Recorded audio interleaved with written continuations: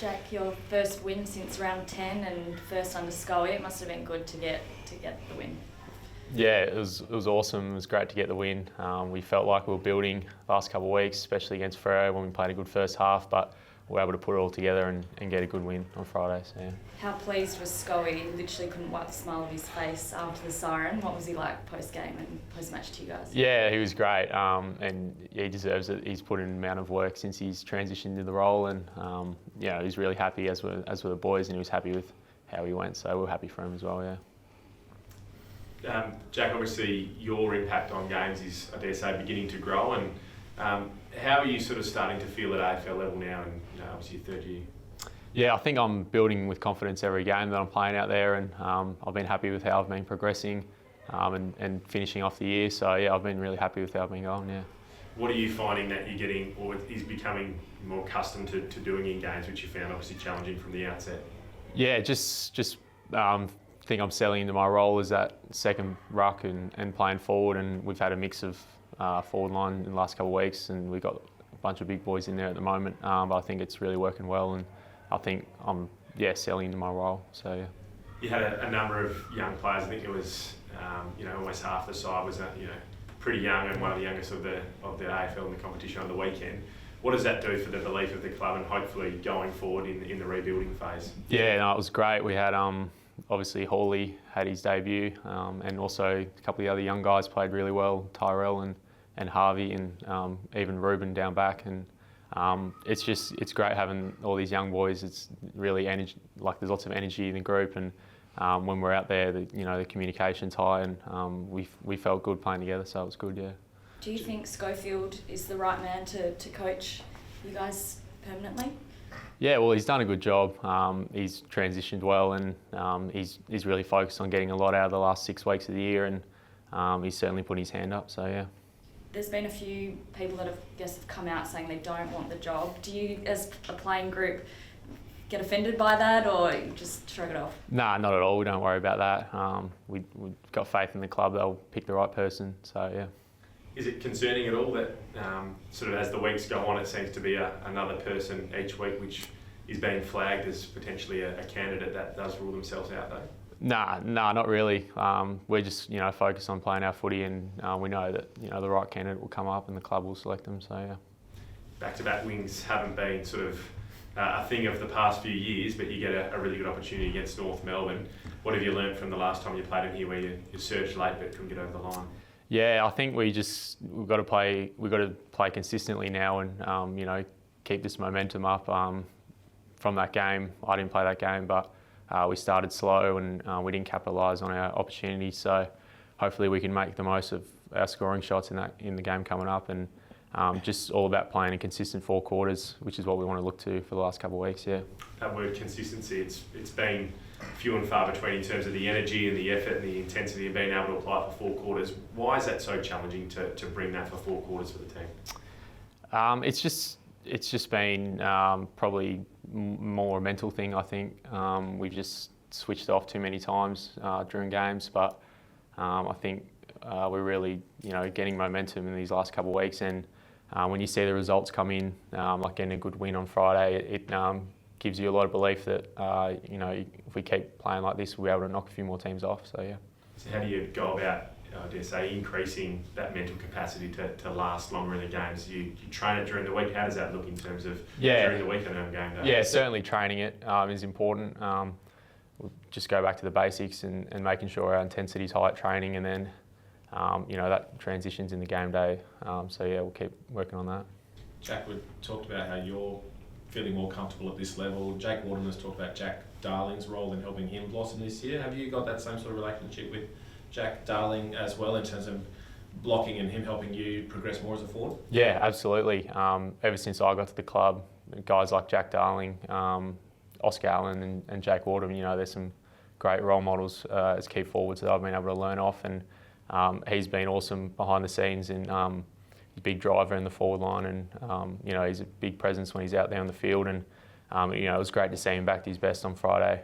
He really showed that he can still play really good footy, so he's been a big figure of the club. Yeah. Who else have you been kind of working closely with? I know you've been rolling through the ruck a little bit recently. You and Bailey Williams out there. Is that something that you're looking forward to doing more? Yeah, absolutely. Bailey and Flinny behind the scenes. Obviously, he's had a tough year with injury, but he's back playing footy now, so it's good to.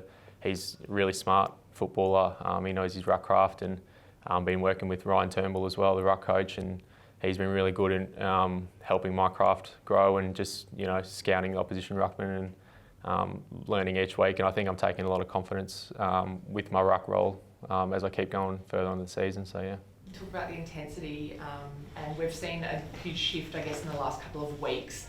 Can you put your finger on what it's been? If it's been an actual change or just more confidence within the group? But since the derby, I feel like there's been a different energy around the team. Yeah, certainly.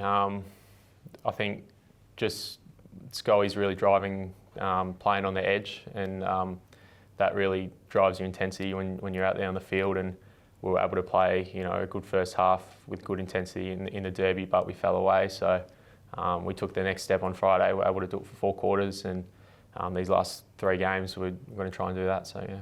And how good is the feeling coming off a win and leading into training this week? Does it lift the vibe? I guess another winnable game for you guys against North. Does it change the way you go about training or anything this week? No, it does feel good out there on the track, and we get our fans out there as well, who are always there. But it's good vibes, but it doesn't change how we go on the track. We're still turning our heads to this week now and what we've got to do to beat North. So yeah. Bentley, you've got 3.5 weeks, I think, until round 1. How's everything progressing so far? Yeah, really good. We're getting to that point in pre-season where you're just ready to stop playing on each other. So we're really excited that we've got the opportunity next week to go against some live oppo in Freo and then St Kilda. And then obviously we play Richmond round 1. So yeah, the girls are really, really excited. And yeah, we're just keen to get out there, to be honest. There's been so much change amongst the group and with everything else since the last season with Daisy coming in. What's it like working under her? Yeah, I mean, I think we've had change a little bit within our program, but it's always refreshing to have new people come in. And what Daisy brings, she brings in spades, and it's not a secret about the culture specifically that she's brought. She's got a great footy IQ brain, but the way that she connects us and the coaching staff, particularly with us, it's a really big power tool that I think we have, and I'm really excited to see how it, I guess, transitions onto the field as well. You've been in the system now a couple of years. Have you noticed, or do you feel that there is a difference this year, and that will result in, I guess, better performances week in and week out? Yeah, definitely. I think obviously success doesn't come overnight, but I think the buy-in that we have from the whole group and the whole coaching staff, and the ability that we've been able to go through our values and what that looks like on field, I think issues that we've had in the past in terms of not being able to play out a full game and 4 quarters, I think will slowly start to build and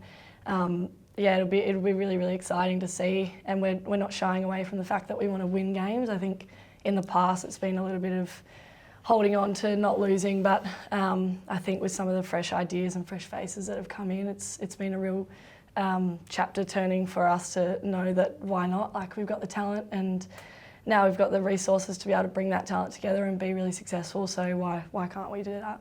Speak about that sort of shift in mindset, Bella. Are you looking to genuinely be a finals team this year for the first time? Yeah, I don't see why not, to be honest. Like, we kind of refer to an analogy of an archery board, like why are you going for the outside when you may as well just go for the middle? It's kind of like, why just aim for finals? We're trying to see how successful we can be if you put a limit on it. I think subconsciously you probably get there and you give it away a little bit. So we're just extremely trying to go with the process, and a lot of that for us is mindset. So if we can just week in, week out, then I'm sure the results will come with that. So changing mindset, and obviously Daisy on board as well. What do we expecting to see and fans out there, the differences from last year to this year and hopefully more on-field success? Yeah, I think there's going to be, as effort is obviously a massive piece, as it is with every football team, but I think the knowledge and the IQ that she's brought, it's made a lot of the senior girls even smarter, and what that does to the younger girls come in as well is really, really good. So the depth in our leadership that we've been able to excel as well, I think transitions immensely on the field. So I think just buy-in, picking up each other, like that culture piece, that mindset kind of thing on field, I think makes a really big difference. So being able to sustain that for 4 quarters, I think is going to be probably one of the biggest things that you will see. What are you hoping, to get out of the 2 scratch matches, obviously against the Dockers and then against Saints? You do have a new coach. Is it a different game plan? What are you hoping to get out of those matches before round 1? Yeah, I think to be able to see that game plan against live oppo, like obviously we've played intra-clubs, played match sim, and you think you're going pretty well.